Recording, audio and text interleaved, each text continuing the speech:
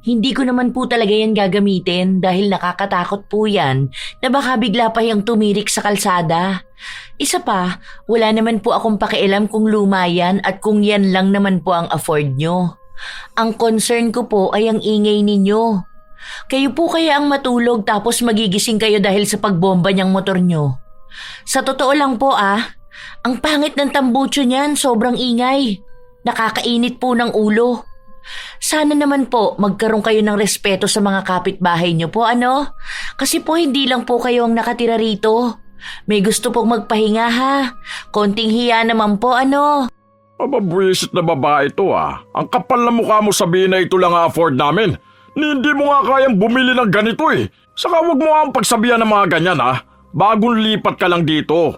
Dapat ikaw ang marunong rumispeto. Ikaw ang mahiya dahil sumasagot ka ng ganyan sa mas nakatatanda sa'yo.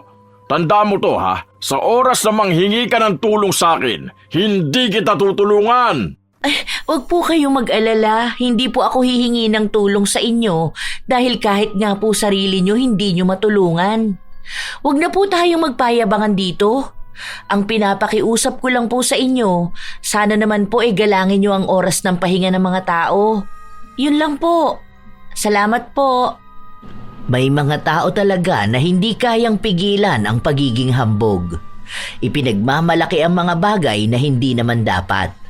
At nagiging masama ang ugali dahil akala nila ay sila na ang mas nakakaangat. Ito ang ugali ni Manuel na kinaiinisan ng lahat ng kanilang mga kapitbahay. Ang ugali rin na magdadala sa kanya sa isang sumpa na mahihirapan siyang makawala. Mapapabago ba siya nito o sadyang pipiliin niya pa ring manatili sa ugaling kinaiinisan ng lahat? Ay, salamat po rito, sir. Sakto po kasi mag-o-order pa lang sana ako ng ulam ko. Masarap yan kasi ang nagluto niyan yung anak ko nag-aral ng culinary sa Maynila. Kilala mo si Chef Boy Logro? Alam ko na kilala mo yun kasi sikat yun eh. Napapanood pa yun sa TV. Kilala yun ng anak ko. Isa yun sa pumuri ng luto niya. Alam mo ba yung anak ko na yun? Nagtatrabaho yun sa isang sikat na kainan sa Maynila. Bumisita lang yun dito. Gamit nga niya yung binili sa kanya sasakyan ng boyfriend niya eh. Kaedad mo lang yung anak ko na yun. Pero ang dami na niyang achievement sa buhay. Ngayon may kondo na yun sa Maynila. Ay, wow! Congrats po sa anak nyo. Ang galing naman po niya. Sabihin nyo na lang po na salamat po rito sa niluto niyang ibinigay nyo sa akin. Bagong kapitbahay ka lang din kasi namin, kaya naisipan kong bigyan ka. Nandyan nga yung anak ko eh, tara. Gusto mo ba siya makausap? Para magtanong ka sa kanya kung paano maging matagumpay sa ganyang edad. Salamat na lang po. Saka na lang po kapag bumalik na ulit siya dyan. Hindi pa po kasi ako tapos maglinis ng bahay eh.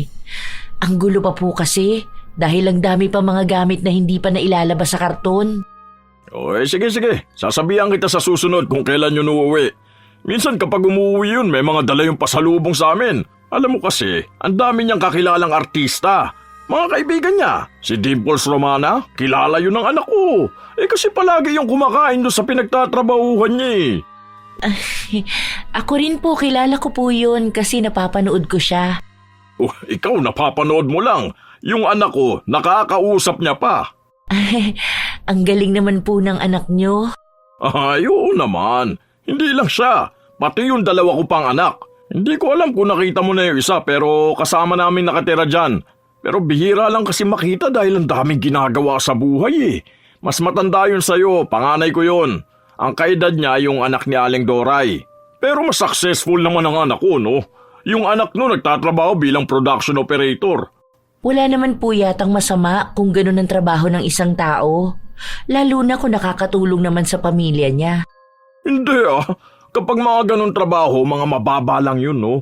Parang hindi siya matagumpay na tao. Ang mga matatagumpay yung mga anak ko. Isang chef, isang businessman, tapos isang manager. Ikaw ba, anong trabaho mo? Freelancer po ako. Graphic designer po, ganun. Minsan naman po digital artist. Ay, wala ka palang maayos na trabaho, no? Maayos na trabaho po yun. Hindi lang po halata dahil freelancer po ako. Wala akong pinaka-boss. Madalas po na client, ganun. Or per kontrata ang ginagawa ko.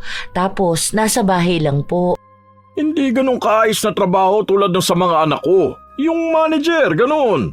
Nakapagtapos ka ba ng pag-aaral? Opo, bali graduate po ako ng fine arts. Ay, bakit naman ganyan ang kinuha mo? Hindi ka man lang ba pinagalitan ng mga magulang mo? Nagsasayang ka ng pera para sa walang kwentang kurso. Dapat kinukuha mo yung katulad sa mga anak ko. Minsan nga, pag nandito yung mga anak ko, kausapin mo para mabigyan ka ng inspirasyon. Bata ka pa naman hindi pa huli ang lahat para magkaroon ng mataas na pangarap. Yang ganyan sa arts na yan, saka sa online work mo, naku, walang pera sa ganyan. Hindi naman yan totoong trabaho Sige po. O sige na, kumain ka na muna. Pupuntahan ko lang ang anak ko at manghihingi ako ng pera. Dapat ganun ang trabaho na meron ka para matutuwa sa iyo mga magulang mo kapag may naibibigay kang pera. Hinintay na muna ni Cherry makalayo ang kapitbahay nila bago niya isarado ang pinto. Bagong lipat lang siya pero mukhang alam na niya kung sino bang kapitbahay ang kaiinisan niya. Sa katunayan, hindi naman pinapakialaman ng mga magulang niya ang kurso na tinapos niya o ang trabaho na meron siya. Dahil hindi naman umaasa ang mga magulang niya sa perang maibibigay niya. Hindi sila mahirap. Hindi rin naman sila ganon kayaman pero sapat ang pera ng mga magulang nila para hayaan silang sundin ang gusto nila. Ito ang unang beses na lalayo ang dalaga sa mga magulang niya dahil gusto naman niyang maranasang mamuhay mag-isa. Siya ang nag-ipon para mabili ang bahay na nilipatan niya. Maganda sana ang lugar, malapit sa bayan. Malapit din ang sakayan ng jeep kung uuwi siya sa kanila. Maging ang bahay ay wala namang sira pero sadyang walang perpekto dahil minsan nasa kapitbahay ang diferensya. Ilang araw pa ang lumipas kahit na ayaw niyang kausapin ang kapitbahay nila kapag napapadaan siya o kaya kapag saglit na lumalabas ay kinakausap siya. Kung hindi si Manuel ang kakausap sa kanya, ay ang asawa naman nitong si Regine. Bakit ganyan naman ang suot mo, be? Parang ang dumi niyang damit mo. May mga batik-batik pa naman siya. Ay, hindi po. Design niya po to. Design ba yan? Saan mo namang ukay na nabili yan? Alam mo yung mga anak ko, hindi yung nagsusuot ng mga ukay-ukay o mga luma. Palaging bumibili ang mga yun sa mall. Lalo na yung anak kong chef. Mayaman kasi ang boyfriend nun May mga branded siyang bag, damit, sapatos. Hindi mo man lang ba napansin tong suot kong tsinelas? Dear to. Bigay ito ng anak ko. Nakita ko na po yan. Ang ganda nga po. Nakita mo na pala bakit hindi mo pinupuri? Hindi po kasi ako sanay sa ganun. Saka normal na po yan lalo na sa bahay namin. Ganyan po kasi ang gamit ni mama minsan. Siguro, peke yung sa mama mo Hindi naman kasi lahat nakakabili ng ganito Yung mga may afford lang nito, mga mayayaman. Binibili niya po yun sa ibang bansa. Sus! Mukha bang nakapunta na ng ibang bansa ang mama mo? Kung mayaman pala kayo, bakit titira ka sa ganitong lugar na parang squatter? Dapat, ganun ka sa anak ko na nakatira sa kondo. Sawa na po kasi ako sa kondo. Kaya nga po binibenta ko na yung bigay sa akin ni mama na kondo Gusto ko po yung ganito na may mga kapitbahay. Pasimpleng mayabang ka rin, Yung akala mo totoong mayaman? Tingnan mo nga yung suot mo. Mukhang local lang. Opo, local brand po kasi talaga to. Bali, gawa rin po siya ng designer pero dito po sa Pilipinas. Sabi nga po nila, support local. Local? Ibig sabihin hindi branded. Ganyan ang mga damit na hindi sinusuot ng mga anak ko. Nangangati kasi sila kapag hindi branded Mga sensitive ang mga balat nila. Allergic sa mga mumurahing gamit. Ay, sana po bilang kayo ng anak nyo ng mansyon para po hindi kayo nakatira sa tapat ng kanal. Maganda po kapag nakatira kayo sa mansyon kasi mukha kayong donya. Ay, Talaga ba? Sabi nga nila bagay sa akin maging donya. Yung iba nga rito sa mga kapitbahay natin, tinatawag akong donya eh. Napapansin siguro nila na mayaman na kami. Paano kasi yung mga tao rito sa atin, mga dukha, mga pobre? Ayan nga sila, panay ang utang sa akin pero ayoko maglabas ng pera dahil wala naman silang ibabayad sa akin. Ayoko ma-stress maningil ng mga utang, no? Hindi natapos magdaldal si Regine na para bang lahat ng sinasabi niya ay mahalaga para sa dalaga. Wala namang maintindihan si Cherry dahil ang iniisip niya lang ay kung paano siya makakapasok sa bahay niya at paano titigil si Regine sa mga walang kwenta niyang kwento. Kaya minsan, kapag lalabas ng bahay si Cherry, sinisigurado niya muna na walang tao sa tapat ni Manuel para hindi niya makausap ang mag-asawa. Minsan kasi, paulit-ulit lang sila sa mga kayabangan nila. Doon nagsasawa ang dalaga. Pwede naman daw sanang makipag-usap pero wag na iyabang ang simpleng bagay at wag nang siraan ang mga tao sa paligid nila. Isang hapon, bago lumabas ang dalaga, sinilip niya muna kung may tao sa labas. Ayan na naman sila. Nakatambay pa talaga dyan. Ang sakit na ng puson ko. Dapat pala kanina pa ako bumili ng napkin. Ano na naman kayang ipinagyayabang ng dalawa na yan? May bago ba silang tsinelas? Wala naman. Bagong damit? Mukha namang hindi. Ay, bahala na nga. Ang sakit na talaga ng puson ko. Baka magkakaroon na ako.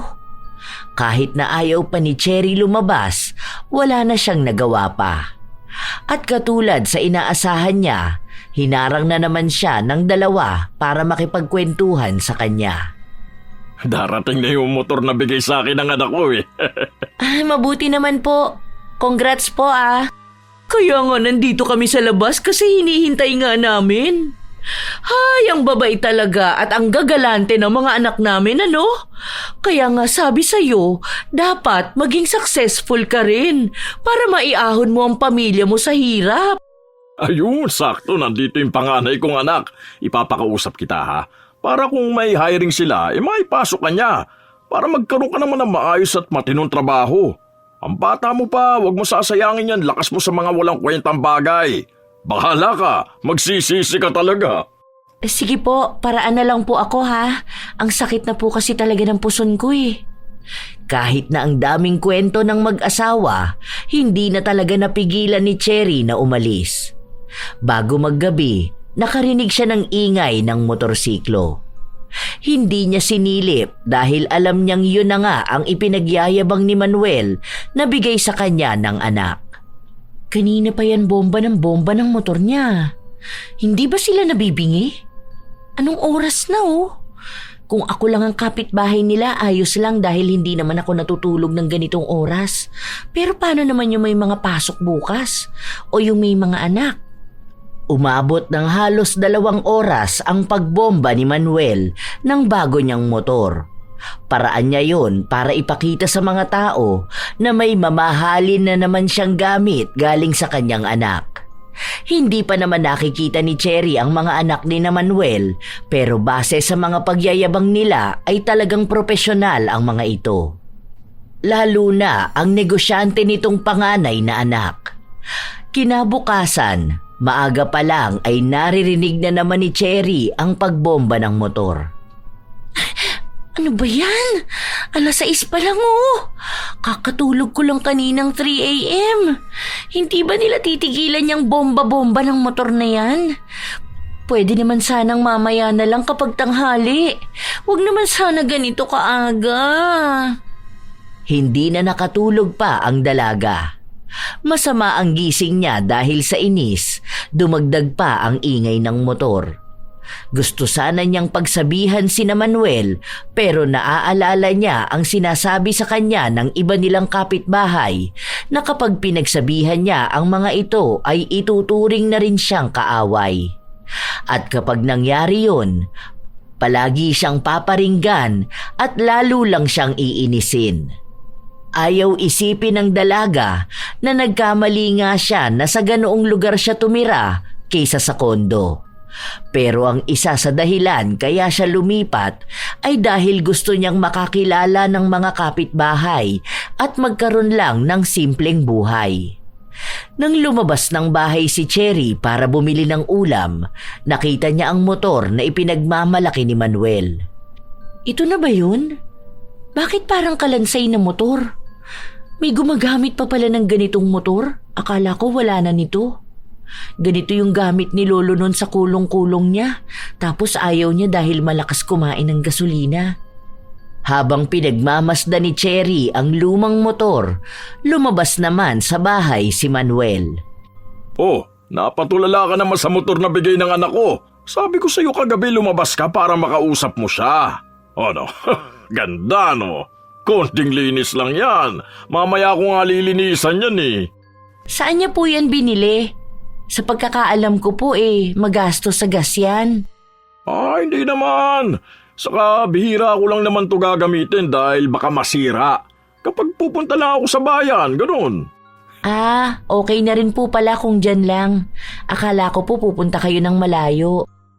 Ang ganda no? Alam mo yung mga pobre nating kapitbahay, mga ignorante.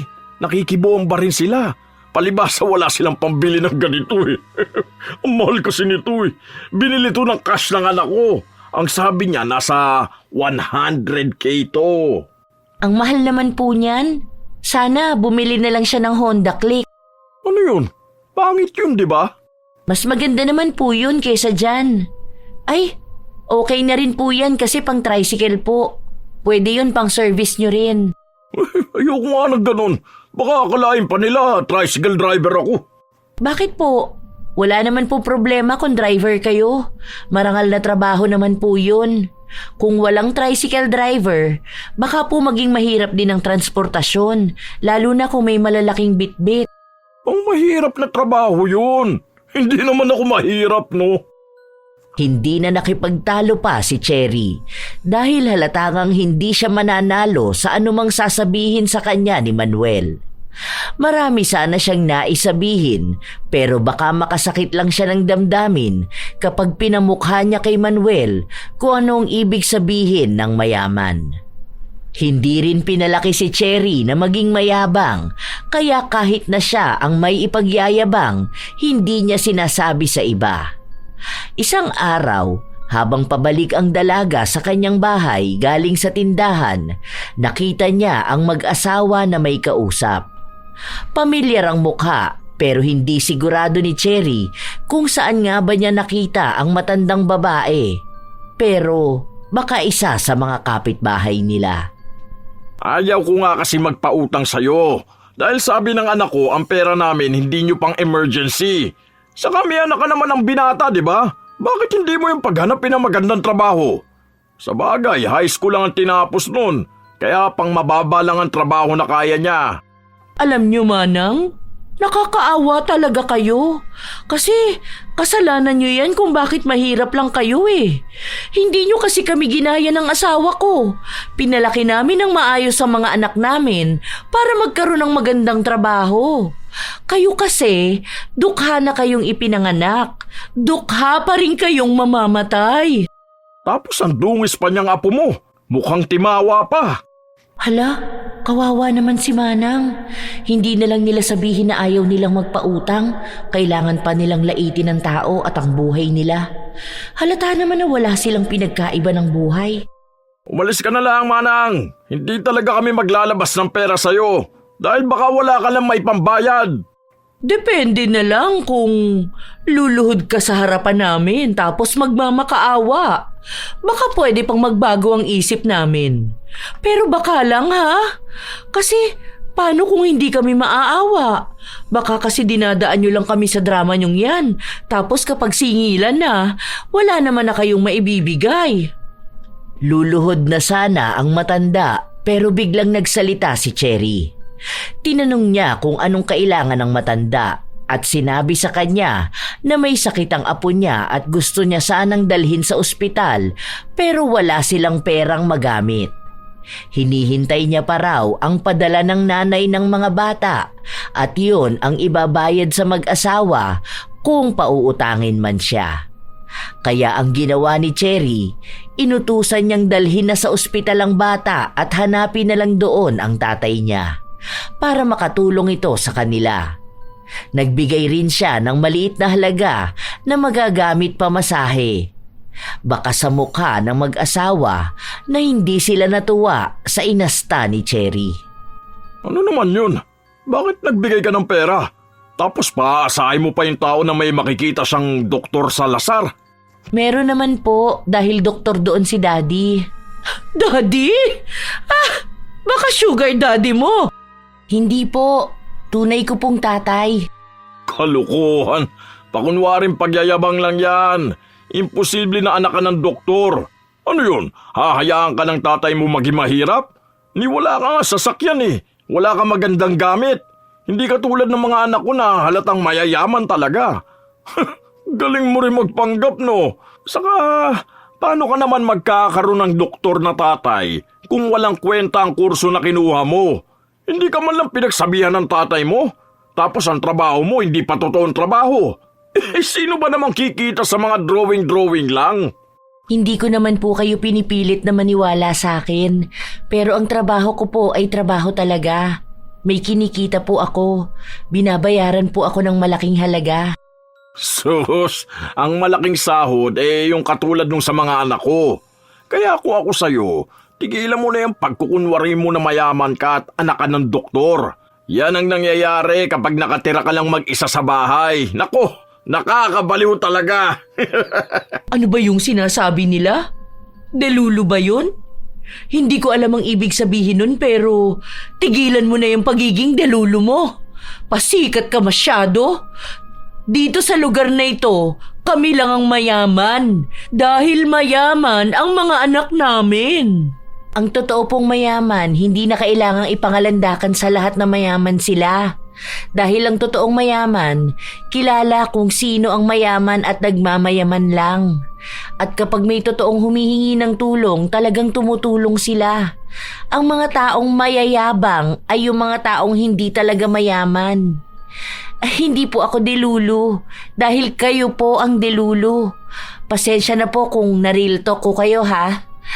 Bakas ang inis kay Cherry dahil hindi na niya kaya pang manahimik. Lalo na kung may mga taong inaapi ang mga wala din namang kakayahang tumulong. Napapagod na rin kasi siyang pakinggan ang mga kasinungalingan at kayabangan ng mag-asawa. Katulad ng kanyang inaasahan, isa na rin siya sa kinaiinisan ni Manuel. Okay lang, ano naman pakiko kundi nila ako kausapin. Mas okay nga yun dahil walang mang-iinis sa akin. Diba? Wala akong maririnig na kwento na puro lang naman kayabangan.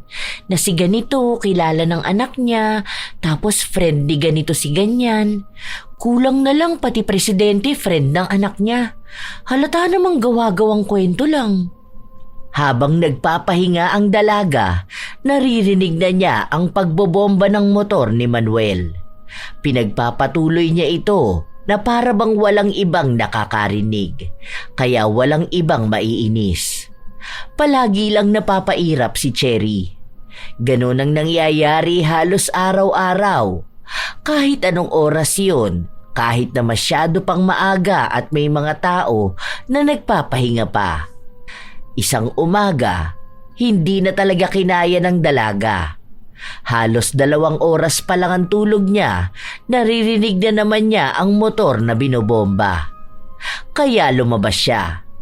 Naabutan niya si Manuel at kasama ang panganay nitong anak. Kuya, pwede po ba na mamaya niyo na lang ibomba yung motor niyo? Ang sakit kasi sa ulo, ang aga pa po masyado. Baka lang naman po, di ba? Inaano ka ba ng motor ko, ha? Naiinggit ka lang siguro. Hindi po ako maiinggit dyan. Dahil anong kaiinggitan ko dyan sa kalansay inyong motor na kakarag-karag? Ba't walang hiya ka? Ang kapal na mukha mo sabihin kakarag-karag tong motor ko, ni hindi mo pa nga ito nagagamit. Hindi ko naman po talaga yan gagamitin dahil nakakatakot po yan na baka bigla pa yung tumirik sa kalsada. Isa pa, wala naman po akong pakialam kung luma yan at kung yan lang naman po ang afford nyo.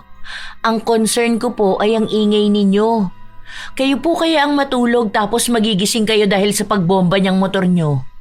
Sa totoo lang po ang pangit ng tambucho niyan, sobrang ingay. Nakakainit po ng ulo. Sana naman po magkaroon kayo ng respeto sa mga kapitbahay niyo po, ano? Kasi po hindi lang po kayo ang nakatira rito. May gusto pong magpahinga ha. Konting hiya naman po, ano? Mababwisit na babae to Ang kapal na mukha mo sabihin na ito lang afford namin. Hindi mo nga kayang bumili ng ganito Saka wag mo ang pagsabihan ng mga ganyan Bagong lipat ka lang dito. Dapat ikaw ang marunong rumispeto. Ikaw ang mahiya dahil sumasagot ka ng ganyan sa mas nakatatanda sa'yo. Tanda mo to sa oras na manghingi ka ng tulong sa akin, hindi kita tutulungan. Ay, wag po kayong mag-alala. Hindi po ako hihingi ng tulong sa inyo dahil kahit nga po sarili nyo hindi nyo matulungan. Wag na po tayong magpayabangan dito. Ang pinapakiusap ko lang po sa inyo, sana naman po galangin nyo ang oras ng pahinga ng mga tao. Yun lang po. Salamat po. Galit na galit si Manuel dahil hindi na siya nakabuelta pa sa dalaga. Hindi na kasi siya hinintay pang magsalita, agad na siyang tinalikuran at pumasok sa loob ng bahay. Kinabukasan, paglabas ni Cherry, nakita niya ang mga kapitbahay nila na nag-uusap-usap. Bakit? Anong meron? May nangyayari ba sa paligid natin na hindi ko alam? Sinabi sa kanya na may mga tsismis silang naririnig na tungkol sa kanya. Nagmamakaawa raw siya kay Miguel dahil gusto niyang magkaroon ng trabaho pero dahil masama raw ang ugali niya ay hindi siya tinutulungan. Parusa na lang daw yon sa kanya. Ay wow! Ako magmamakaawa sa ibang tao? Ni hindi nga niya magawang matulungan ang mga anak niya Baka gusto niyang sabihin ko sa kanya kung anong negosyo nung pinagmamalaki niyang businessman na anak. Nakita ko yon nung nagpunta kami sa kabilang bayan. Andun siya namamalimos. Yun pala ang business niya. Ililihim na lang sana ni Cherry ang mga nalalaman niya pero sadyang nadala na rin siya ng inis na nararamdaman niya. Dahil sa kanyang mga sinabi, nagkaroon na naman ng bagong bulong-bulungan ng mga tao. At base sa inaasahan niya, sinugod siya sa bahay ng mag-asawa. Dalawa pa talaga sila, kaya alam ni Cherry na malala na ang naging problema. Ano yung kasinungalingang pinagsasasabi mo sa kanila? Ha? Bait-baitan ka lang kung titingnan pero mapanira kang tao? Wala namang kasinungalingan doon. Nadulas lang ako. Hindi ko naman sinasadya na masabi yun. Kayo kasi ang nanguna Inilaban ko lang ang sarili ko. Bakit niyo sinasabi sa kanila na nagmamakaawa ako sa inyo para lang pakabitin niyo ako ng kuryente? Hindi naman ako naputulan. Pero wala kang karapatan na siraan ang mga anak ko. Hindi ko sila siniraan Isa lang ang sinabi ko, yung sa businessman. Totoo namang nakita ko siyang namamalimos Hindi pulubi ang anak ko! Baka ikaw ang pulubi! Dahil tingnan mo yung suot mo, halatang mumurahin lang. Basahan lang namin yan, ano? Basta alam ko, nagsasabi ako ng totoo. Kung ano ang nakita ko, yun na po yun. Sorry kung hindi nyo rin alam. Lumipat ka lang dito para manggulo sa amin Kilalanin mo kung sino ang binabangga mo Dahil malalaking tao ang mga kilala namin. Baka gusto mong ipakulong kita ngayon dahil dyan sa mga maling chismis mo. Ay, kalma lang po tayo, ano? Isa-isa lang po, Dalawa pa kayong sumusugod sa akin. Isa lang naman po ang sinabi ko sa kanila. Nakita ko ang anak nyo kasi nagbigay pa nga kami ng 20 sa kanya. Nagulat pa nga siya nung nakita niya ako. Saka hindi naman po ako makakapagsalita ng ganon kung hindi nyo rin ako sinimulang i-chismis. Di ba po?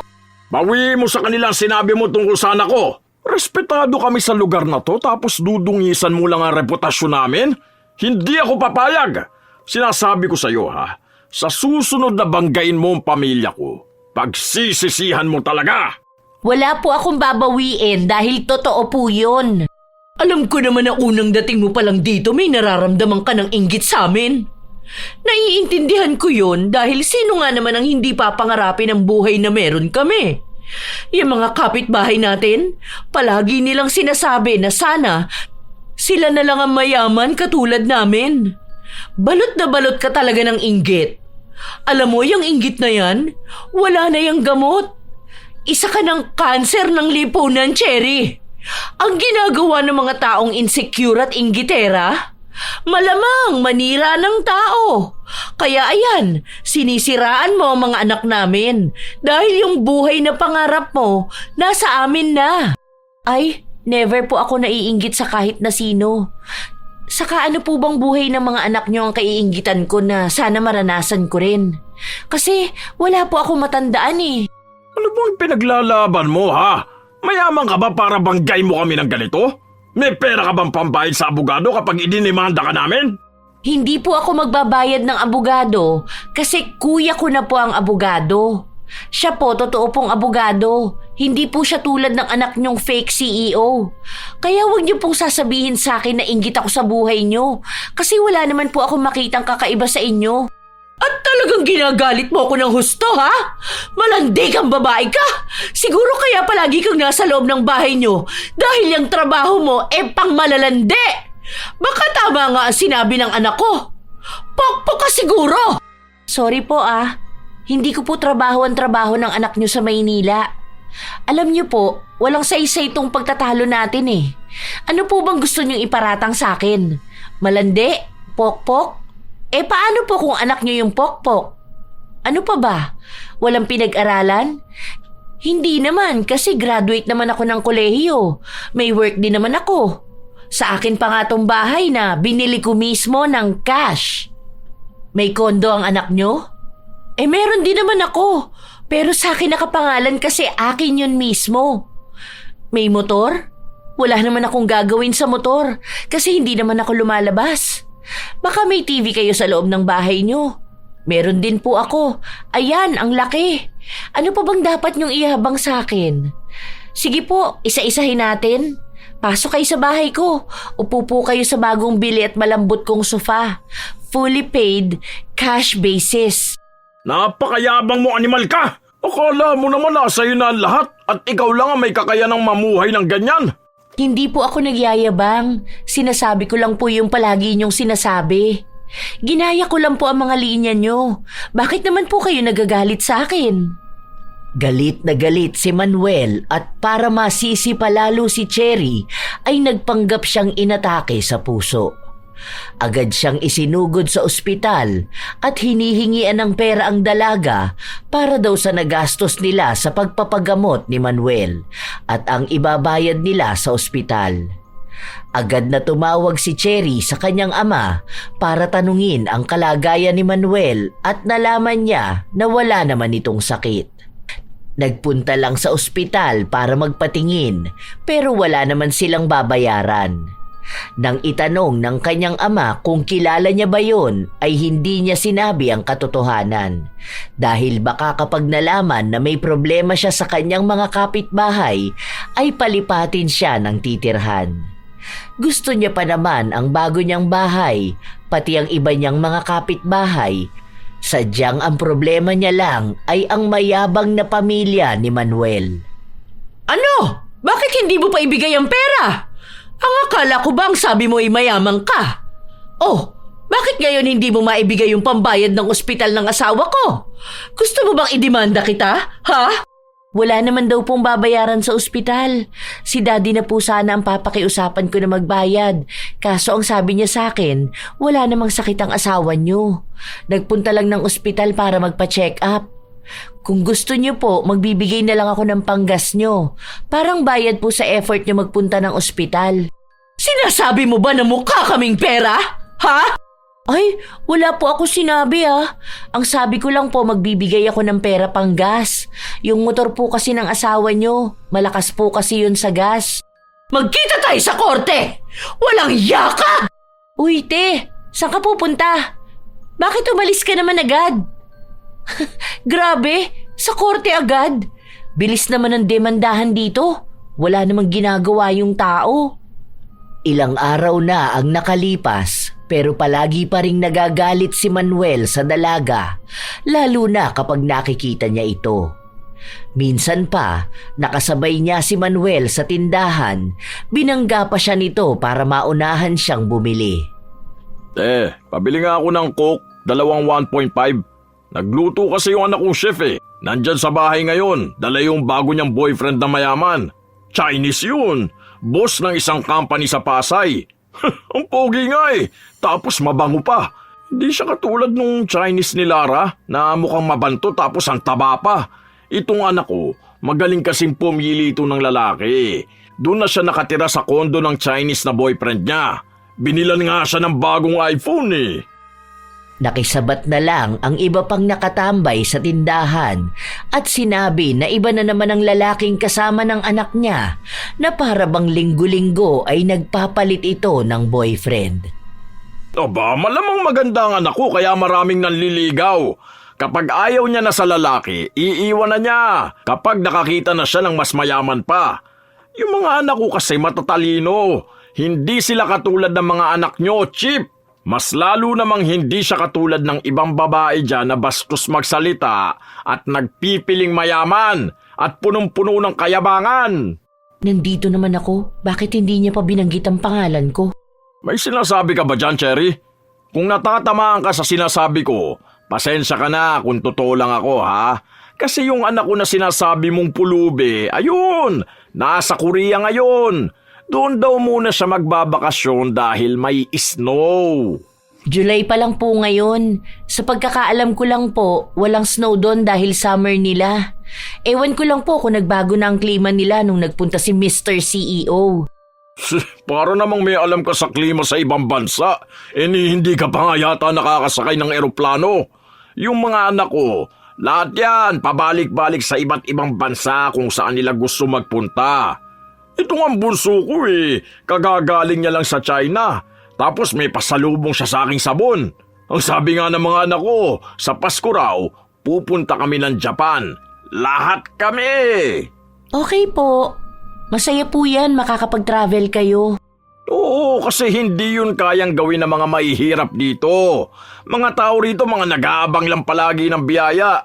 Hindi mga magsumikap para naman yumaman din sila. Hindi yung tuwing wala silang makain, nagpupunta sa amin na akala ata nila magbibigay kami ng donasyon. Kung sana tutukan nila ang mga anak nila at sabihin sa kanila na dapat paglaki gayahin ang mga anak ko para naman makaramdam sila ng kaginhawaan sa buhay. Ang kaso, hinahayaan lang nila ang mga anak nila na umidolo ng iba na dapat ang idol ay yung mga anak ko. Ay nako, kaya nakakaawa mga tao rito Nagsama-sama na ang mga walang utak kaya walang pag-asenso. Nakaramdam ng inis si Cherry. Nais niya pa sanang magsalita pero pinigilan na lang niya ang kanyang sarili. Alam niya kung saan na naman pupunta ang magiging usapan nila. Mauuwi na naman sa bangayan at ang bangayan na yon ay magiging malalang away. Hindi pa naman gusto ng dalaga na may nakakaaway siya. Ilang araw pa ang lumipas, umuwi na ang anak ni Manuel na sinasabi niyang galing sa ibang bansa. Naging mayabang na naman ang mga kapitbahay nila. Madalas silang nagpapatugtog ng mga Korean song. O kaya kapag may kapitbahay na napapadaan sa kanila, panay siya kwento ng ginawa ng kanyang anak sa Korea. Binaliwala na lang yun ni Cherry dahil wala naman siyang planong makinig sa mga kayabangan at kasinungalingan ng pamilyang yun. Pero talagang sinasadya nila na iparinig sa kanya ang usapan. Nang minsang lumabas siya dahil nililinisan niya ang tapat ng bahay, doon na nagsimulang muli ang kayabangan ng mag-asawa.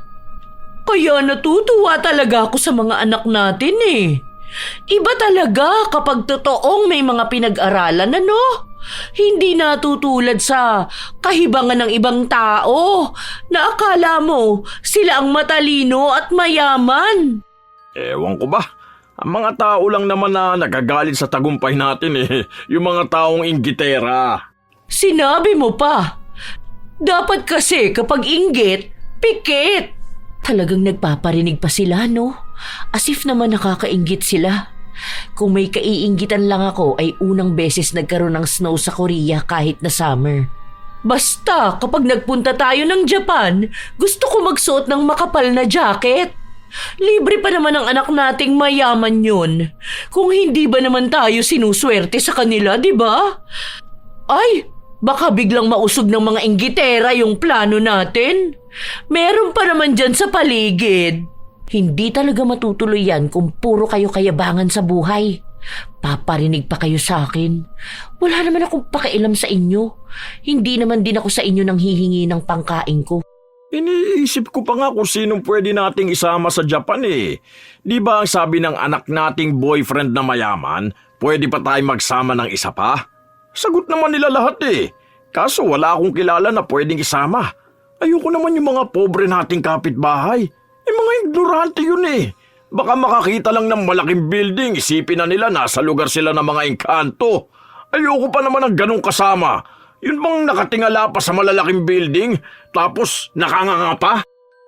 Natatawa na lang ang dalaga sa mga naririnig niya. Sina Manuel at Regine lang talaga ang nakilala niyang mahirap na sobrang yabang at hinahamak pa ang mga kapwa niya mahirap. Para bang alam na niya lahat ng bagay at yung mga simple lang naman ay inaakala niyang gawain na ng mga mayayaman. Iniisip na lamang ni Cherry na baka paraan na lang yon ng mag-asawa para pagaanin ang loob nila. Pero hiling na lang ng dalaga ay wag nilang matahin ang ibang tao dahil kung magsasabi sila ng mga panlalait sa mahihirap, ibig sabihin lang ay nilalait din nila ang kanilang sarili. Gusto sanang sabihin ni Cherry na hindi naman na nila kailangang magpanggap na mayaman para respetuhin ang iba. Dahil kung sila mismo ay rumirespeto, malamang ay magiging mabait sa kanila ang mga taong nasa kanilang paligid. Pero kung masama ang ugali nila, kahit na mayaman sila, wala pa rin silang matatanggap na respeto. Hating gabi na pero may maingay pa rin sa tapat ng bahay ni Manuel. Nag-iinuman sila. Patapos na ako rito sa ginagawa ko at antok na rin ako. Hindi pa ba sila titigil? Hindi ba sila inaantok? Palaging alanganing oras nag-iingay. Tapos mamaya niyan maaga na naman niyang ibobomba ang motor niya na para bang alarm clock naming lahat. Ay, nakakainis na talaga. Mas lalong lumakas ang ingay sa labas. May mga tawanan at murahan. Halatang lasing na silang lahat. Gusto mang pagsabihan ng dalaga, hindi niya magawa dahil alam niya na magbubunga na naman yon ang awayan, lalo pat may tama ng alak si Manuel. Hanggang sa natapos na lang siya sa ginagawa niya at gusto na sanang matulog. Pero palakas ng palakas ang ingay. Hanggang sa nagpatuloy ang kaninang niyayabang ni Manuel. Gusto niyo pa ba? Pwede ba bumili ng alak? Alam niyo, marami ang pambili dahil nagbibigay sa akin ng pera ang mga anak ko. Ano mo namang gawain ng mga mayayaman, kundi ang magpakasarap sa buhay, di ba?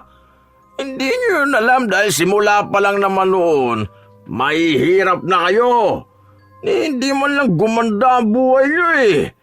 Alam niyo, awang-awa talaga ako sa mga pobre na gaya niyo eh. Sa totoo lang, dapat di na ako nakikipagkaibigan sa inyo eh. Kaso kasi, kilala ko na kayo noon pa man. Kaya kung gusto niyo rin gumanda ang buhay niyo gaya ko, dapat sundin niyo ang mga payo ko. Alataan niyo naman siguro kung gaano ka respetado sa lugar namin, no? Kapag mayaman ka talaga, walang pipigil sa mga gusto mong gawin. Tignan mo, anong oras na pero nandito pa rin tayo nag-iingay. Pero wala kayong naririnig na reklamo, no? Kasi alam nila kapag kinontra nila ako, malaking tao ang makakabangga nila. Hindi nila ako kakayanin. Malakas ako eh. Mayaman kasi ako. Yung mga punyet ang mga kapitbahay ko na yan. Kahit duru-duruin ko sila, hindi sila magre-reklamo. Kasi nga, mawala sila mga pera. Mga pobre. Grabing sagad naman ang kayabangan nito. Akala mo talaga kung sino siya. Hindi lang siya pinapatulan dahil palagi siyang nag-aamok. Pakunwari lang naman ang yaman nila. Tapos peki naman yung mga branded na gamit nila. Naaalala ko na naman yung sinabing nangangati sila kapag hindi branded ang suot. Sana mangati nga ng tuluyan ang buo nilang katawan sa tuwing gagamit sila ng hindi branded. Gusto na sanang palampasin ni Cherry ang ingay ni Manuel, pero aalis pa siya kinabukasan at kailangan niyang magkaroon ng sapat na tulog. Pero paano siya makakapagpahinga kung ayaw naman magpatulog ng mga nagiinuman? Tumayo siya at lumabas.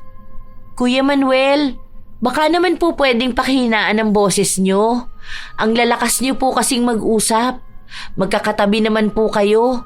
Magkakarinigan naman po siguro kayo, no? Inaantok na po kasi ako. Naanto ka na pala bakit di ka ba matulog?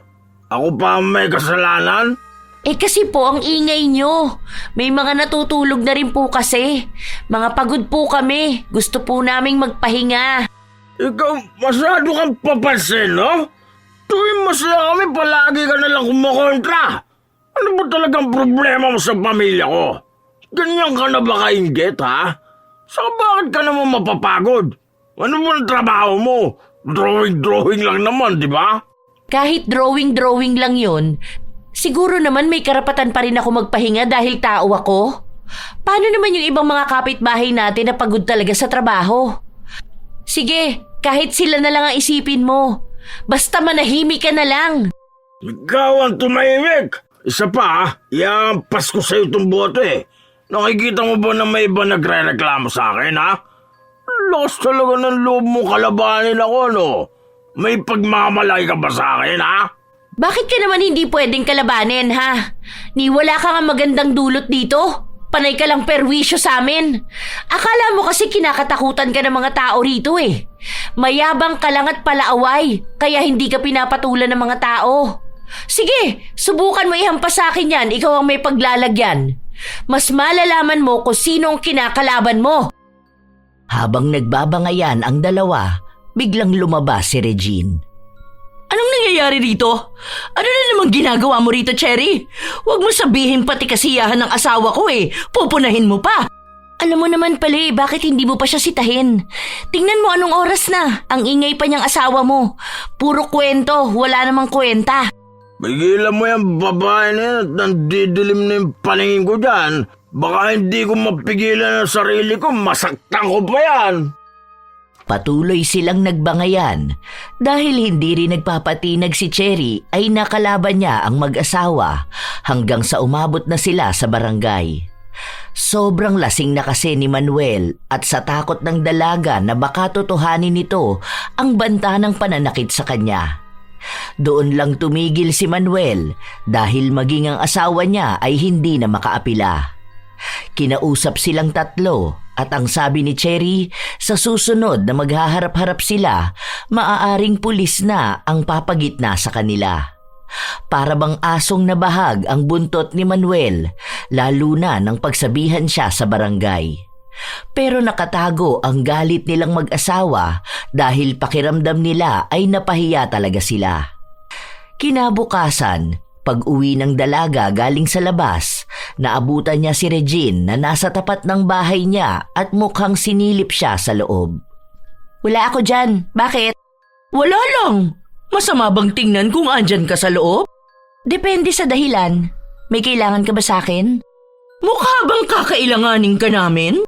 Hindi nyo naman pala ako kailangan eh. Bakit sumisilip ka pa sa bahay ko? Sabihin mo na ngayon. Depende na lang kung may ginawa ka. Makikita ko rin naman dahil may CCTV ako. May CCTV ka? Sure ka ba? Bakit ka naman maglalagay ng CCTV? May pambili ka ba nun? Hindi na kumibo pa ang dalaga. Agad na rin siyang pumasok sa loob ng bahay niya pero tinawag ulit siya ni Regine. Totoo nga na may CCTV ka? Sasabihin ko ba kung wala? Huwag ka nalang magpaliwanag sa akin dahil malalaman ko rin naman kung anong ginawa mo rito sa bahay ko. Ipapanood ko na lang sa'yo kapag na-upload ko na sa social media. Ano ba ulit name mo sa FB? Para itatag kita? Wala naman akong ibang ginawa. Inayos ko lang naman yung bintana mo. Inaayos mo o sinisira mo? Kakapaayos ko lang yan. Basta, inayos ko lang. Huwag mong ipopost ang mukha ko ha. Kakasuhan kita. Okay, kung gusto niya ng kasuhan, then go. Pagod na ako makipagtalo pa. Bago matulog ang dalaga, tiningnan muna niya ang kuha ng CCTV. Nakikita niya kung paano magtangka si Regine at ang anak niyang baklasin ang bintana niya. Mabuti na lang at matibay ang gamit na ipinalit niya. Dahil sa inis niya, ipinadala niya kay Regine ang kuha na yon at sinabi na sa susunod na mahuli niyang pinapakialaman ng bahay niya, sisiguraduhin ni Cherry na hindi lang sila makukulong kundi mapapahiya rin. Hindi humingi ng tawad si Regine. Sa halip ay ipinaglalaban niyang inaayos lang niya ang bintana. Ilang araw pa ang lumipas, muli na namang narinig ni Cherry ang kayabangan ng pamilya ni Manuel.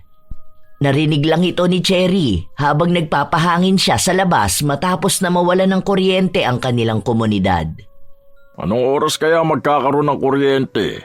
Gusto ko na tumambay sa loob ng bahay dahil may aircon. Sinilip ng dalaga ang loob ng bahay.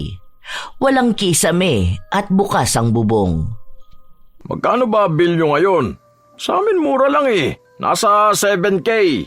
Wala naman silang kuryente. Bakit may babayaran silang bills? Mahal talaga sa atin. Wala ba namang patayan ng aircon Hindi pa naman nakaranas ng malamig na bahay ang mga yan. Kaya nga tumatambay yan sila sa mall para kahit paano maranasan naman nila ang aircon. Ganyan din gawain ng pamilya ni Harold. Nakita ko silang buong pamilya pumunta sa Walter Mart. Akala ko naman kung anong bibilin. Magpapalamig lang pala dun. Nakakaya yung ganoon lalo na kapag nakikita na ibang tao. Kasi isipin ng mga ignorante sa lamig ng aircon. Panigurado ang iingay ng mga anak niya ron. Hindi pa naman mapagsabihan ng mga batang yun. Nagsalita ang kapitbahay nila at sinabi na nagpapaayos na ng bahay si Harold. Nasa abroad na raw kasi ang asawa nito at ang unang balak nilang gawin ay ayusin ang barong-barong nilang bahay. Sus, kunwari lang nila yung pagpapagawa na yan. Nakita ko nga yung bahay nila Ang naipagawa lang, nagpalit lang sila ng trapal. Malabo na makapagpadala ng malaki ang asawa noon. Ano bang trabaho no sa abroad? Alila lang yun Katulong ba? Ang daming sinabi ng kapitbahay nila at maganda naman kung papakinggan. Pero sadyang hindi nagpapatalo si Manuel. Ayaw niyang nakakarinig ng kwento na may ibang taong nagtatagumpay. Para bang gusto niya ay siya lang ang may magandang buhay. Walang karapatan ng iba na umunlad. Yung CCTV natin, mahal. Ayusin mo, baka hindi makuhanan yung sa harapan ng bahay. Hirap na, baka may mga tao diyang magtangka ng masama sa atin. Nalaman lang na may CCTV ang bahay ko. Meron na rin sa kanila. Lahat na lang Ano pa kayang gagayahin ng mga to? Maayos na yan. Saka lagi naman ako nakabantay sa bahay. Walang iba magtatangka dyan. Aba, subukan niya lang at maghahalo ang balat sa tinalupan. Hindi na kumibo pa si Cherry. Pumasok lang ulit siya sa bahay niya para kunin ang kanyang tablet. Lumabas siya, bit-bit din ang maliit niyang bentilador. Ay, mabuti na lang pala nakapag-charge ako. Pero feeling ko malulobat na rin to. Napatingin sa pwesto niya ang mag-asawa at dalawa pang kapitbahay na nakatambay din sa labas. Nagtanong pa ang isa kung magkano raw ba ang bili niya sa bentilador niya. Ay, hindi ko po alam kasi regalo po sa akin to ng ninang ko. Pero sa Japan po to nabili. Nung bumisita po siya sa amin, binigay niya po to. Sos! Baka naman Japan surplus lang dyan sa kabilang bayan. Para lang kunwari may masabi na galing sa Japan. Akala mo talaga may kakayahan silang makabili ng ganyan? Che! Lumang brand naman yan. Yan yung mga nire-repair lang Tapos pwede mo mabili kapalit ng mga lumang alahas o lumang coins. Baka kamo nagyayabang lang yan. para sabihin na may ganyan siya. Nilabas niya pa talaga rito para lang sabihin. Wala naman po sigurong masama kung ilalabas ko to at dito ako tatambay sa tapat ng bahay ko, no? Wala namang masamang tumambay sa labas. Ang masama yung papansin pa. Ipapakita kunwari may bago siyang gamit para magmukhang mayaman. Hindi po ako nagpapanggap na mayaman dahil matagal na po to sa akin. Inilabas ko lang po ngayon. Hindi niyo naman po siguro alam kung anong laman ng bahay ko po, no? Kung anong mga gamit ko? Kung mayabang po ako, una pa lang ang dami ko na pong ipinagyabang sa inyo. Akala mo yata maiinggit ako sa ganyan. Meron naman kaming ganyan, yung malaki pa at meron ding aircon. Di ayos po. Ilabas niyo po para hindi kayo nagpapaypay dyan. Ayoko nga at baka kainggitan mo kami lalo.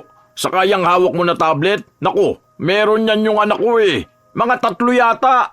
Tapos meron din ako kaso hindi ko ginagamit masyado. Kaya hindi ako naiinggit na naglalabas ka ng ganyan. Laruan lang yan ng mga bata eh. Siguro itong mga ignorante natin mga kapitbahay pwede pa mamangha dyan sa gamit mo. Pero kami, hindi. Hindi na lang kumibo ang dalaga. Nagpatuloy na lang siya sa kanyang ginagawa at hinayaan na lang si Manuel na magyabang ulit sa mga kapitbahay nila. Ilang sandali pa, may lumapit kay Manuel. Isang dalagita at sinabi sa kanyang inuutusan siya ng kanyang ina na umutang sa tindahan pero hindi siya pinayagan kaya pumunta siya kay Manuel at nagsabi, Ipapambili mo ng sardinas dahil kagabi pa kayo hindi kumakain? Bakit ko naman kayo pauutangin ng pambili ng sardinas? Alam mo ba, yung sardinas na yan, pagkain lang yan ng mga pusa namin. Hindi kami kumakain ng ganyan. Kasi pang mahirap lang yung mga ganyang pagkain eh. Pagkain lang dapat ng hayop. Ay, sa bagay, mahirap nga pala kayo no? Wala man lang pambiling pagkain. Tapos minsan kumakain ng pagpag. Nako, doon ka sa tindahan makiusap. Hindi ako magpapautang. Muling nakiusap ang dalagita dahil umiiyak na ang bunso niyang kapatid. Babayaran naman daw niya kapag nabayaran na siya sa ginawa niyang paglilinis sa isang bahay. Kailangan niya lang talaga dahil nanghihina na sila ng pamilya niya. Wala nga ako may papautang. Hindi ako naglalabas ng pera. Alam nyo naman yan. Kung gusto nyo, meron ako dyan yung mga lamang loob na isda. Iluto nyo na lang. Pwede nyong pakuluan tapos lagyan nyo ng sibuyas at asin. Pwede na yun. Kakain kasi kami ngayon ng sinigang na isda eh. Sa hindi naman namin kinakain yung laman loob nung nabili namin. Kaya pinatanggal ko na lang. Gusto nyo ba? Iluluto sana yun pagkain ng pusa namin eh. Nagsasawa na kasi sila sa sardinas. Be, halika rito, may ibibigay ako sa'yo. May mga dilata ako rito, bigay ni Daddy. Sa'yo na lang kasi hindi naman ako masyadong kumakain nun eh. May bigas din ba kayo? Bigyan na lang kita kahit 2 kilo. Bakit magbibigay ka? Dahil kailangan ng pamilya niya. Hindi niyo naman ako katulad, no? Hahayaan niyo pa magbakaawa yung tao tapos yayabangan niyo pero hindi niyo pagbibigyan. Sana tumanggi ka na lang agad, hindi yung may nalalaman ka pang pagkain ng pusa niyo. Para namang hindi ka kumakain ng sardinas para magsalita ka ng ganyan. Naku, nagyayabang ka na naman dyan. May pagyayabang ba? Sinabi ko lang na sa kanya na lang kasi hindi ako masyado sa mga delata. Mas mabuti na yon kesa naman sabihin kong para sa mga pusa, no? At kesa naman mag-offer ako ng laman loob ng isda na hindi naman makakain ng tao. Inis na inis si Manuel. Gusto niyang makipagsabayan ng yabang kay Cherry pero paano niya bibigyan ng pera ang dalagita kung wala naman siyang pera? Palusot niya lang ang salitang hindi siya nagpapautang kahit na ang totoo nun ay wala siyang maipapautang. Maraming ibinigay si Cherry sa dalagita at yung ibang hindi niya kinakain ay ibinigay niya rin sa iba nilang kapitbahay. Hindi naman madamot ang dalaga, lalo na kung may maibabahagi naman talaga siya. Sa totoo lang ay may mga ibinibigay si Cherry na gusto rin sana ni Manuel pero ayaw niyang ipahalata. Dahil iniisip niya na papangit ang reputasyon niya kapag kukuha siya ng bigay ng ibang tao. Ganyan din yung mga delata na dinadala ng anak ko eh. Yung kasama niya kasi sa negosyo, mayroong mga ganyan. Tapos imported pa. Ayaw ko ng lasa niyan kasi hindi masarap. Kaya pinamimigay nila yung ganyan kasi ayaw ng mga mayayaman. Tapos minsan pagkain na lang ng aso. Pero syempre kayo mga mahihirap kayo, hindi pa kayo nakakatikim ng mga ganyang pagkain, kaya okay lang natanggapin nyo yan. Kasi nung kami may ganyan, sagana talaga yung mga pusa namin. Nako, paborito nila yung ganyan eh. Pero sa tingin ko sa inyo, okay lang ang lasa niyan. Kasi kung kumakain kayo ng pagpag, malamang ayos lang yan. Wala na kasi kayong arte sa katawan. Baka ikaw, Kuya Manuel, gusto mo? May isa pa rito, oh. Masarap to. Ano namang gagawin ko dyan? Baka gusto mo bigyan pa kita ng 5 yan. Pagkain ng pusa, ipapakain mo sa akin? Kasing timawa ba ako ng mga yan? Grabe ka naman sa salitang timawa. Hindi ba pwedeng menos lang sa gastos kasi may pang-ulam na sila? Uy, ayan na pala, may ilaw na. Papasok na ako sa loob. Te, yun na lang to, iluto mo bukas baon ng mga anak mo. Naging mas lamang na si Cherry sa paningin ng mga kapitbahay nila dahil bukod sa madali siyang lapitan ay talagang mabait siya. Hindi siya nagyabang ng kahit na anong meron siya. Dahil sa nangyari ay mas lalong nainis si Manuel. Hanggang sa dumating ang isang araw, nabalitaan na lamang ng dalaga na may sakit ang pamilya ni Manuel. Lahat sila ay may mga butlig na tumubo sa kanilang mga katawan. Pati raw ang anak nito na nasa Maynila ay meron din. Nakumpirma lang yon ng dalaga matapos niyang makita si Manuel. Anong nangyari sa'yo? Bakit parang may tigdas ka naman? O baka tigdas talaga? Totoo ba na buong pamilya niyo merong ganyan? Sa tubig to. Masaya lang kasi ang balat namin sa marumi, kaya magrereklamo kami. Oh, bakit pati yung anak mo? Umuwi pala yon galing sa Maynila? Lahat talaga kayo? Hindi na kumibo pa si Manuel. Totoo nga na buong pamilya niya ay apektado ng kakaibang butlig sa katawan. Naririnig din ng dalaga na makatiyon at kapag kinakamot nila ay sumasakit naman. Nagpunta na rin sila sa center para ipatingin pero wala namang maibigay na lunas sa kanila. Maliban na lang sa pag-inom nila ng gamot. Madalas na naririnig ng dalaga ang usapan ng pamilya ni Manuel at kung paano sila nagdurusa sa sakit nila. Ano kayang nangyari sa kanila? Kung marumi ang tubig, pare-pareho lang naman ang tubig namin. Bakit wala naman nangyayari sa balat ko? Bakit maayos lang ako? Hindi kaya sa kinakain nila yun? Allergic sila sa marumi. Hindi naman din sila malinis. Ang akala ko pa naman nung una sa mga lokal na damit sila allergic. Teka, parang naaalala ko na hiniling kong sana mga tiyang buo nilang katawan kapag hindi branded ang suot nila. May kinalaman ba yun? Ano yun na manifest ko? Ano yun, parang sinumpa ko sila? Ay hindi, baka nagkataon lang yun. Baka may ginawa sila kaya ganun ang nangyayari sa kanila. Pinipilit ng dalaga na wala siyang kinalaman dahil hindi rin naman siya naniniwala sa mga sinasabi niya na kahit minsan ay nagkakatotoo ang hinihiling niya. Makalipas ang ilan pang mga araw, wala pa ring nangyayaring pagbabago sa balat ng pamilya ni Manuel. Nagkakaroon na lang sila ng mga sugat, marahil ay sa tuwing kinakamot nila ang kanilang katawan. Isang araw, nasa labas na naman si Cherry. Naglilinis siya ng harapan ng bahay niya. Nakita niya ang mag-asawa na nagbabanli ng kanilang katawan. Teka lang, Abdi! Ang init! Sandali lang! Aray ko! Huwag mo munang igalaw! Kaya nga yan masakit dahil pinapatay ang mikrobyo. Isusunod ko pambanlian yung mga anak natin. Kawawa naman sila.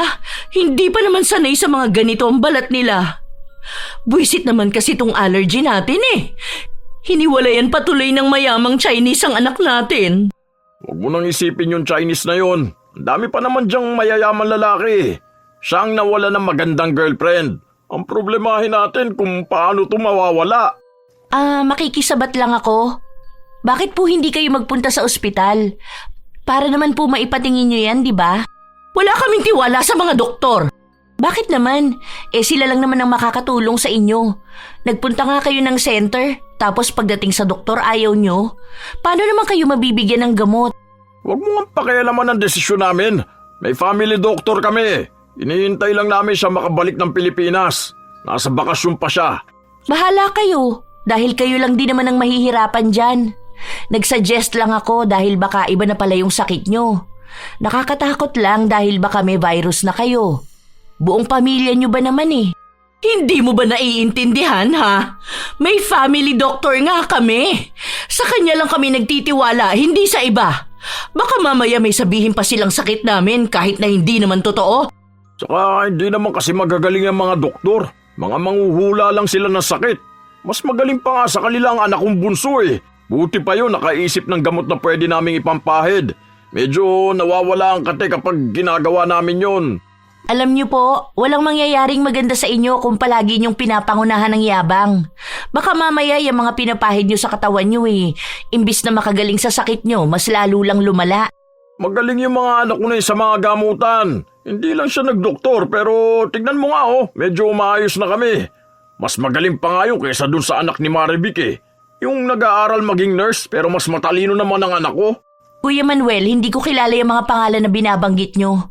Wala namang kinalaman yung mga tao na yun sa sakit niyo eh. Pero talagang babanggitin niyo pa sila para lang maiyabang niyo ang anak niyo. Kung ako sa inyo, time first muna sana sa kayabangan ano? At tupagin niyo na lang muna sana yung kalagayan niyo. Ay basta, hintay namin ang family doctor namin. Kahit wala naman? Sinasabi mo ba na sinungaling kami? Okay sige, wala naman ako magagawa eh. Basta ako nagsabi lang. Nakakaalarma kasi ang nangyayari sa inyo eh. Alangan naman na hayaan ko rin. Kasi mamaya nakakahawa pala kayo. Tapos dikit-dikit tong bahay natin. Tong sakit namin, allergy to ng mga mayayaman. Baka meron lang na dikit sa amin na gamit ng mga mahihirap eh. Lahat ng nakapalibot sa atin puro pang mahirap. Ito mismong tinitirhan natin pang mahirap na to. Kaya sana, wag na kayong umarte na para bang dati kayong nakatira sa mansyon, ano? Kung dito nyo na pinalaki ang mga anak nyo, ang ibig lang sabihin nun, mahirap kayo. Walang nakakahiya sa pagiging mahirap. Mas nakakahiya yung nagmamayabang ka at minamata mo yung kapwa mo mahirap. Kabago-bago mo lang dito ha. Kaya huwag ka magsalita dyan na parang nasubaybayan mo ang buhay namin. Okay, sige. Baka sabihin nyo na naman nakikialam ako. Matigas talaga ang ulo ng pamilya ni Manuel at ayaw nilang magpatingin sa doktor. Sa halip nga na magbago sila, mas nangingibabaw pa rin talaga ang kayabangan. Iniisip na lang ni Cherry na marahil ay parte na ng buhay nila ang pagiging mataas ang tingin sa sarili. Ilang linggo pa ang nakalipas, mas lumalala na ang sakit sa balat ng pamilya ni Manuel. May mga sugat na sila sa iba't ibang bahagi ng kanilang katawan na siyang nagiging dahilan kaya kinatatakutan na sila. Iniiwasan na sila ng mga tao dahil iniisip nila na baka kapag lumapit sila o madikit sa katawan ng isa sa pamilya ni Manuel ay mahahawa sila. Arte nyo Ano ba akala nyo sa sarili nyo mga malilinis na tao? Kung makaiwas kayo sa amin, daig pa namin ang may nakakahawang sakit Kami pa nga dapat na umiwas sa inyo dahil kayong mga mahihirap, mga dukha, mga pobre, mga walang mararating sa buhay. Kuya, mali naman ata yung mga sinasabi mo. Sa halip na makita mo kung anong mali sa inyo, talagang mas pinatibay nyo pa ang pagiging mayabang at masama ang ugali. Ano bang pakialam mo Isa ka rin naman sa kanila, di ba?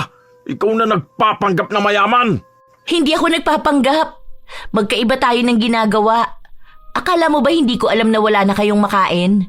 Na mapuputulan na kayo ng kuryente dahil wala makapagtrabaho sa inyo? Kaya nga gusto nyo ibenta na ang motor nyo kaso walang bumibili. Kung hindi yan pagiging mahirap, anong tawag dyan? Kaya wag mo naman sanang hamakin ang mga kapitbahay natin dahil ang iba sa kanila may mga pangarap na makaangat sa buhay. Baka yung mga tinatawag mong mga pobre sila pa yung makakaranas ng marangyang buhay sa hinaharap. Ayaw nyo kasing tanggapin ang katotohanan na hampas lupa rin naman kayo. Hindi kami hampas lupa! Mayabang lang talaga kayo at iniisip nyo na kakayan-kayanin nyo lang ang mga tao sa paligid nyo. Kaso yun ang mali nyo. Kaya ayan, pinaparusahan na kayo. Sa dami nyo ba namang nilait na tao rito Sa dami ba naman ang kinutya nyo sa pagiging mahirap nila kahit mahirap din naman kayo? Allergic kayo sa pagiging mahirap, di ba? Ngayon, ayan, mas pinapadama sa inyo lalo kung ano ba kayo. Yon ay ang pagiging dukha. Nais na magwala ni Manuel pero hindi niya magawa dahil nauubos ang lakas niya. dahil nangangati ang buo niyang katawan. Ang buong pamilya niya ay ganon din ang nararamdaman. Pero kahit na ang dami ng salitang binitawan ng dalaga, hindi pa rin matanggap ni Manuel na tama nga siya. Ilang araw pa ang lumipas na tuluyang nawalan ng kuryente ang bahay ni Manuel. Wala na silang makain, wala nang kahit na ano. Wala naman silang ibang masisisi dahil kahit naman magkano ay hindi sila nakapag-ipon. Ang mga nagiging nobyo ng anak nilang babae, hindi naman nagbibigay ng pera. Sa katunayan, ang mga pinagyayabang nilang bigay ng mayamang lalaki ay hindi totoo. Ang mga gamit na inuuwi ng kanilang anak ay galing lang sa basurahan ng mga kapitbahay nilang Chino. Kapag may itinatapon silang gamit, agad tong kinokolekta ng anak nila para may maiuwi. Yon ang katotohanan, pero ayaw pa ring tanggapin ni Manuel kaya pilit niyang ipinagyayabang ang hindi naman totoo. Dahil napapansin ng dalaga na nahihirapan na ang pamilya ng minsan niyang kinainisan, siya na ang nagpresenta na pakabitin na lang muna sila ng kuryente. Ayoko! Bakit ko gagawin yun? Para ano? Para ikaw na naman na maging bida? Wala naman akong balak na magpasikat. Hindi ka ba naaawa sa sarili mo o sa mga anak mo? Sama-sama kayo rito na madilim at mainit. Tapos may mga sugat pa kayo sa katawan nyo. Kapag pinawisan kayo, malamang masakit yan. Nagmamagandang loob lang naman ako. Magpapakabit na rin kami. Nakalimutan lang naming magbayad. Halos 1 linggo na po ang nakalipas.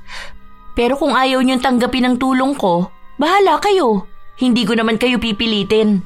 Pero sana po maintindihan niyo rin ang kalagayan niyo. Wala namang nagmamataas, walang nagmamalaki.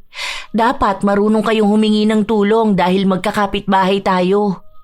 Tanggapin niyo na rin po ang katotohanan na mali talaga kayo sa pagiging mayabang niyo.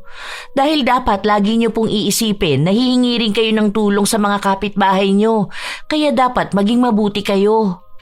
Hindi na pinilit ni Cherry si Manuel dahil alam niya na kapag kailangan talaga nito, dapat matuto siyang tumanggap ng tulong galing sa iba. Nang kinagabihan, lumapit si Manuel kay Cherry. Di ba, nag-aalo ka ng tulong? Pwede pa ba? Yung sa kuryente? Oo, sana eh. Kung okay lang sa'yo. Kung hindi naman, ayos lang din. Nahihiya akong humingi ng tulong eh. Okay lang naman po. Dapat kanina pa para maaga-aga pa. Wala ata tayong magagamit na extension. Wait lang. Magtatanong ako kay Ate Malu. Salamat talaga sa tulong mo, Cherry. At sana mapatawad mo ako sa mga kasalanan ko sa'yo, ha? Sorry talaga kung palagi kitang inaaway. Wala na sa akin yun, kuya. Basta lagi mong tatandaan na walang taong nakakataas kanino man. Pantay-pantay tayong lahat, kaya dapat nagtutulungan tayo. Sana matuto ka na at huwag ka na ulit babalik sa pagiging mayabang at masama ang ugali. Dahil masaya kapag kaibigan at kasundo mo ang mga kapitbahay mo. Yun ang unang beses na nakipantay si Manuel sa mga kapitbahay niya at doon niya nakita na mababait naman sila. Sadyang naging mataas lang ang tingin niya sa kanyang sarili kaya ang dating normal niyang gawain ay pinandidirihan na niya. Nagtulungan ang magkakapitbahay para lang kay Manuel. May mga nagpapaabot ng pagkain sa kanila at may nakapagsabi rin na mas maganda kung magpatawa sila. Baka kaya ganon ang nangyayari sa kanila ay dahil nanuno sila. Wala namang nasabi ang magtatawas pero tinuruan sila kung anong dapat gawin para gumaling sila. Habang nagpapagaling naman ang pamilya ni Manuel, iniisa-isa niyang hingian ng tawad ang mga kapitbahay niya. Lalo na ang mga minaliit niya. Doon niya inamin ang katotohanan tungkol sa mga anak niya at kung ano ba ang tunay nilang trabaho. Mga gawain para lang may kitain na perang siyang papawi sa kanilang mga gutom na sikmura. Sa paglipas ng mga buwan, unti-unting gumaling ang pamilya ni Manuel at naging malapit na rin sila sa kanilang mga kapitbahay. Isang araw, kumatok si Manuel sa pinto ng bahay ni Cherry. Kagigising lamang ng dalaga nung pagbuksan niya ito. Bakit kuya? May dala akong ulam para sa'yo. Luto yan ng anak kong chef. Isa po ba tong ulam na to sa tinuro sa kanya ni Chef Boy Logro? Oo, yung anak kong kaedad mong successful sa buhay na may bago na namang Chinese na boyfriend. Naging biruan na nila ang mga ganong salita, lalo na kapag naaalala ni Cherry kung paano magsalita noon si Manuel. Naging maayos na ang lahat sa kanilang komunidad. Kung sino ang humihingi ng tulong ay binibigyan ng sino mang may kakayahan. Ang dating nagmamataas na si Manuel ay naging kakampi na ng kanyang mga kapitbahay. Isa sa pinapasalamatan nila ay si Cherry dahil kung hindi siya kumalaban noon kay Manuel, marahil ay hindi pa rin makikita nito kung ano ba ang mali niyang ginagawa. Minsan talaga, may mga taong nabubulag ng kayabangan. Kahit wala naman silang tunay na maipagmamalaki, iniisip pa rin nilang mas angat sila kaysa iba. Hindi nila namamalayan na ang pinagmamalakihan nila ay mga taong mas maayos at mas matagumpay ang pamumuhay. Hindi naman masama ang mangarap na yumaman o damhin ang pakiramdam ng kaunlaran. Ang nagiging mali ay ang maliitin at laitin ang mga taong nagdadaan sa parehong hirap na minsan mo ring dinanas. Mas mainam na pairalin ang pagpapakumbaba sapagkat ang pagpapakumbaba ay nagdadala ng respeto at tunay na dangal. Dahil kayabangan ang maglalayo sa iyo sa tunay na kaunlaran. Tandaan na ang respeto ng tao ay hindi naaayon sa ganda ng iyong kasuotan, kundi sa kung paano ka makitungo sa kanila. Walang taong umuunlad dahil sa pagmamataas. Sa halip, ito pa ang dahilan ng kanilang pagbagsak.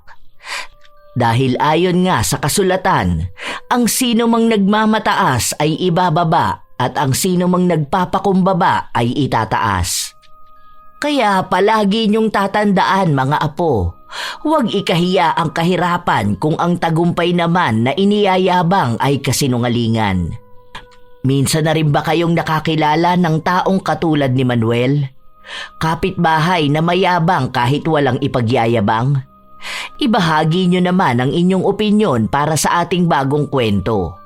At sana may natutunan kayong magandang aral. Ito ang inyong Lola Telang at maraming salamat sa pakikinig mga apo.